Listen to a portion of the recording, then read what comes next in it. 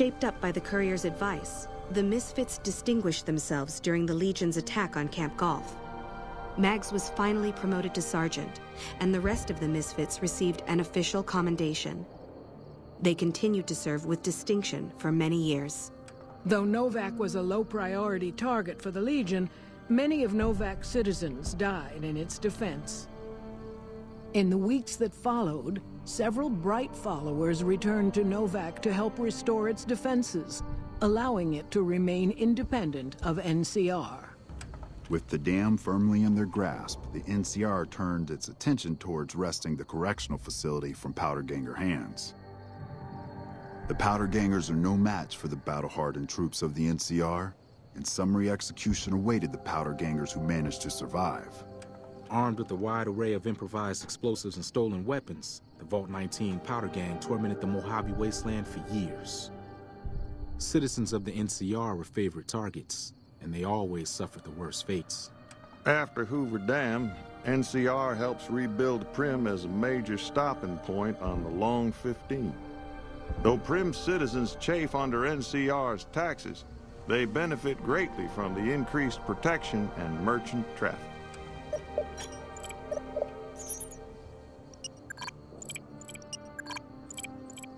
And so the Courier's road came to an end, for now.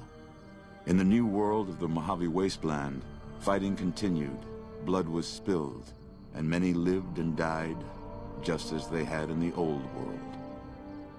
Because war never changes.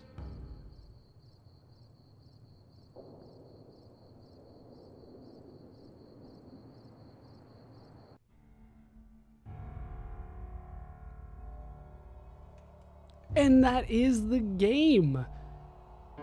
Kind of came to a sudden end, if you ask me. I just killed the Legate. I didn't kill Caesar. I was fully expecting to have to kill Caesar by the end of this, but apparently that didn't happen. I don't know if I messed that up or something. It's entirely possible in this game. Overall, I'm kind of happy with how that ended out.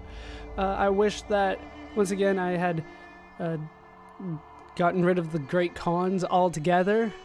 Feel a little bad about House, but they didn't even bring that up in the ending, which is kind of weird. Maybe it's only weird because I killed him, and if I had let him live, then I would have gotten something with him. Also, didn't get anything for Boone. That's a little concerning, but overall, I'm happy with the way that this ended out. I do like it, and I am happy with this game. It is a good game. I really did enjoy playing it. I did encounter quite a few problems with it. Of course, the bugs were quite a big issue for me as I went through the game, but I was able to deal with them more or less. I wouldn't say that they had necessarily more than Fallout 3, but in Fallout New Vegas, the bugs tended to make me crash and not be able to continue with the game, whereas in Fallout 3 that didn't tend to happen. So it was probably the same amount of bugs, but different kind, and in this game they were kind of more serious. That was just kind of my experience with the game. Your experience may vary. But overall, I do like it. I like the plot better than Fallout 3. It's hard not to compare it to Fallout 3, but at the same time, I felt like the lore in this game kind of brought to light how the lore of both games doesn't necessarily make all that much sense in terms of so long a period between the war and this, and it doesn't seem like there's really all that much progress being made by civilizations. You know, we're still looking at eating boxes of 200-year-old radiated food that apparently is still good. Nobody set up really anything close to a fully fledged farm. You get small farms every once in a while. NCR kind of ran a small farm type complex, but that was it. And you know, everybody seems to be supported. Like I said, it raises questions about the progress of civilizations for me, but other than that, it was good. The battle mechanics are solid, nothing new though. They are essentially the exact same as they were in Fallout 3, although I do have to say that I had a little bit of trouble trying to figure out what weapon was best versus a certain enemy. And a lot of times it didn't necessarily make sense, like the axe melee weapons versus the robot scorpions. That still doesn't make any sense to me. They did a lot of work with the DLC. I should mention that now that it's on the screen. The DLC was good. A lot of it was a lot of fun.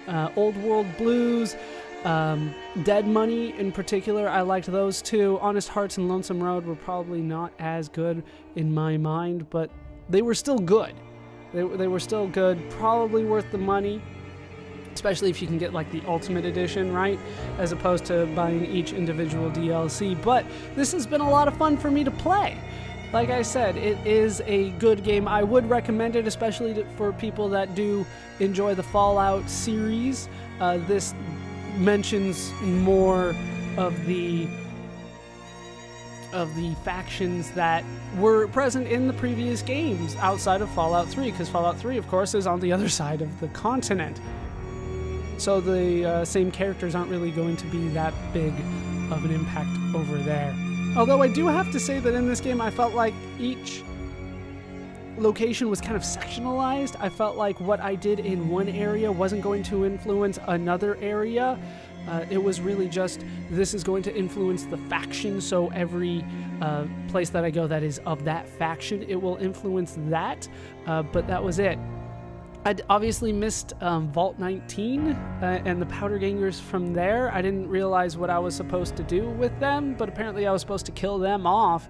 Never got a quest for it or anything like that. That, though, is something that I do want to commend this game for, is that it was very gray in terms of good and bad. There was never just like, this is purely good, this is purely bad. It was always this kind of gray area, and I ended up choosing the NCR, and as you can see, it didn't work out well for everybody. It just seemed to kind of work out well for the NCR and a lot of the areas around here as a whole, but there were definitely some bad signs to it. And while that is really good, at the same time, it was never clear what my actions would result in. You know, would doing this action be bad for this faction, or would that be helpful for them? It was kind of hard to tell, and there were definitely a couple things that I felt could have been portrayed a little bit better, especially like the followers of the Apocalypse. I'm still not sure how I feel about them. Apparently they got kicked out and they rejoined with the Great Khan, so maybe they're not that great, but they sounded like they were just trying to help out. You know, I'm still kind of iffy on them. I do feel like there was a pretty clear good-bad in this game. There was like the good NCR, the bad being Legion, but neither one was all good or all bad. But I think there was definitely a good-bad kind of dynamic for it. And we have to thank the accountants. Why do we have to thank the accountants? And the lawyer that we called once in a while. And we're now, oh geez, the naked ninjas. I should not read these. I should not read these. The graphics were good. Like I said, it just kind of felt like a Fallout 3 kind of reskin, and you know, this is the third game that I have played in this engine, in this game engine, the Havoc engine. It was Oblivion, it was Fallout 3, and then it was this, and I felt like a lot of the problems that they were having with this game could have been resolved by this point. So I don't know, it's hard for me to say that it was really good graphics, but like, because they hadn't changed them, but they were good, you know, they were something that I didn't mind looking at. Of course, I did modify it so that it was a little bit better, or at least different, but overall I would say the graphics are good. The sound is minimal. Of course, that's because I don't listen to the radio. If I listened to the radio, then of course I would probably like the sound and music a lot better. One of the problems for me, though, was that the exploration music sounded too similar to the battle music, so that when I was wandering around, I would randomly think I was in a fight, but that was not the case. The narrator was Ron Perlman this whole time?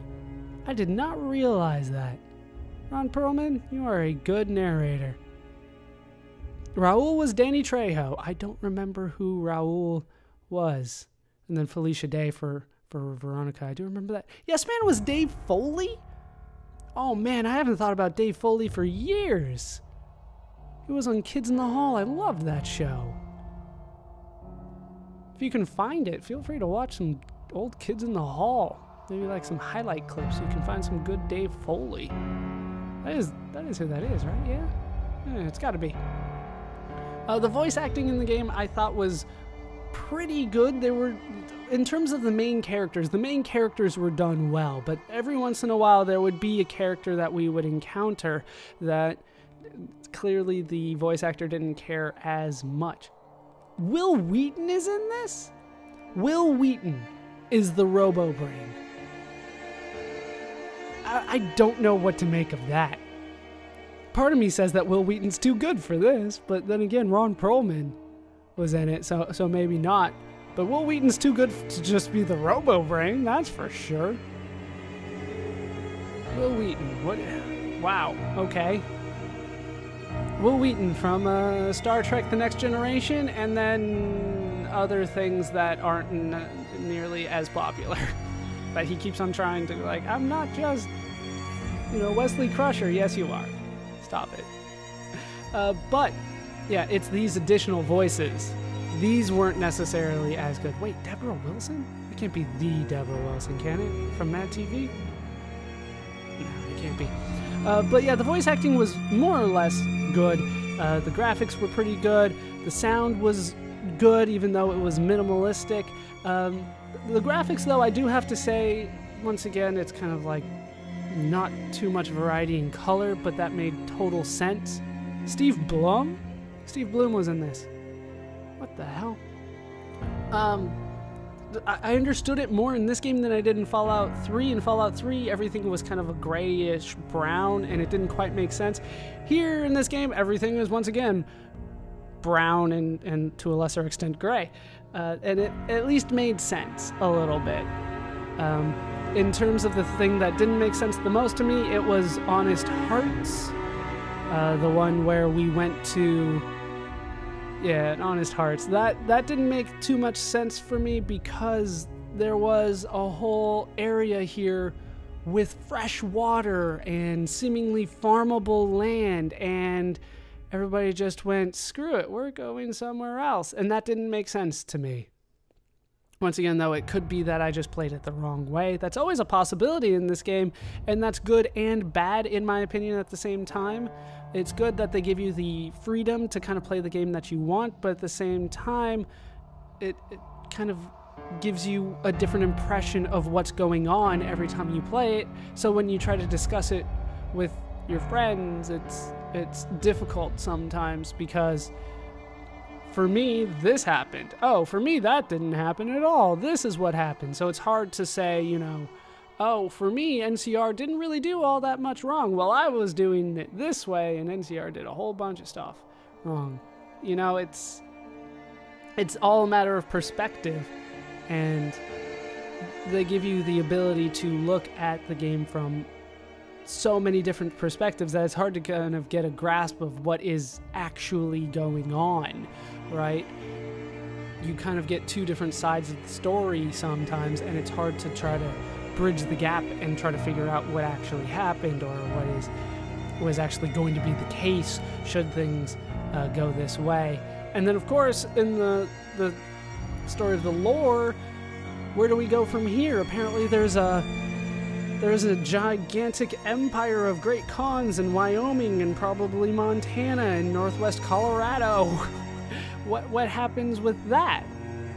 Is that going to be in, some future Fallout 4, which I think they have announced that they are working on? Or at least there's lots of rumors about them working on it.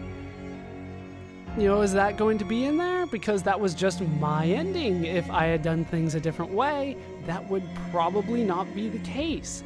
It's weird how you can kind of predict what is going to be there and which path they choose. And that kind of takes away, in my opinion, based on Fallout 3 by Bethesda Game Studios. That cracks me up because this is less based on Fallout 3 than it is Fallouts 1, 2, and Tactics, based on what little I know about those games. But the game is apparently based on that.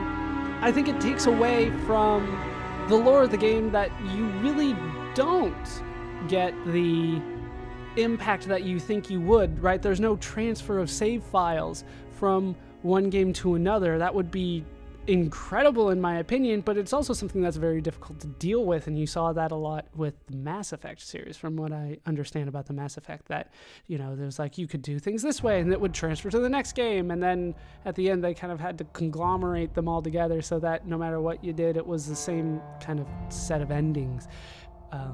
You know, that's the very little that I know about Mass Effect. But yeah, in this game, right, what you did in Fallout 1 and Fallout 2 and Fallout Tactics doesn't get uploaded into this game, so you just kind of have to assume that certain things happened in those games, even if something different happened for you. And I assume it'll be the same for Fallout 4, should that ever come out, that it doesn't really matter what I did in New Vegas. There's going to be a set story and a set lore of Fallout 4 that might be different from what I did. That just might be the way that I kind of look at it. I know it's typical for people to compare this game to Fallout 3. I don't necessarily think that's fair because it kind of boils down to very small details and preferences, right? There's a lot of good things about Fallout 3, and there's a lot of good things about this game, and they're different. And to try to draw comparisons between them to try to figure out which one's better, I think detracts from the games.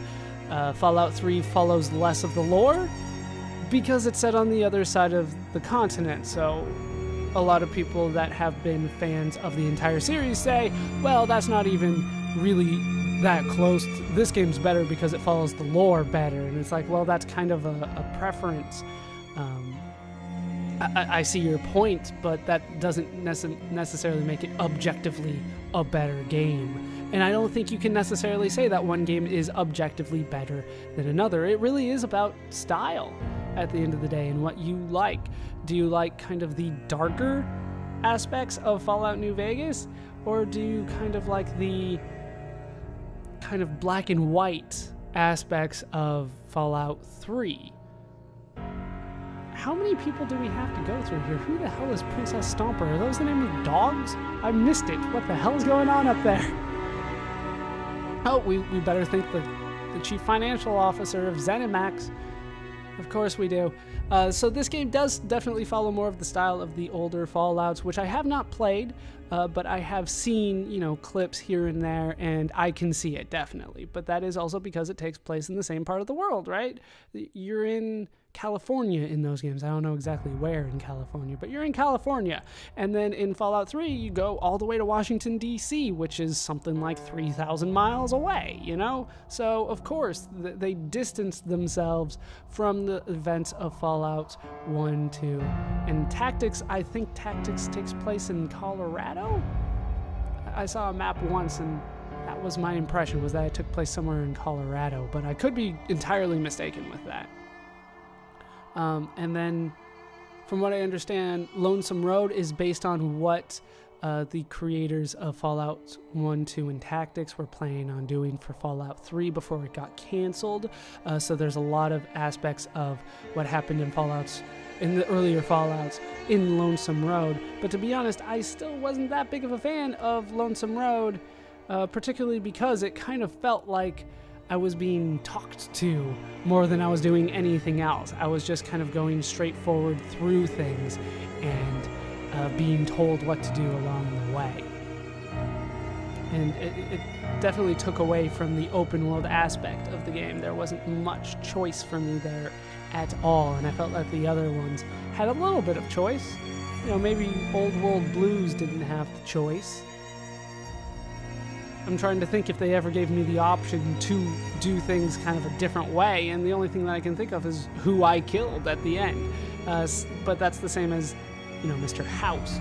I had the option to kill him, I had the option to keep him alive. I don't know if keeping him alive would have been best for me, obviously but then again, you know, doing things well for Brotherhood of Steel and not wiping them out apparently made NCR not like me, but it worked out better for the battle, and it sounded like they were going to be fine in the long run, at least in this area, even though they were fighting in the California regions.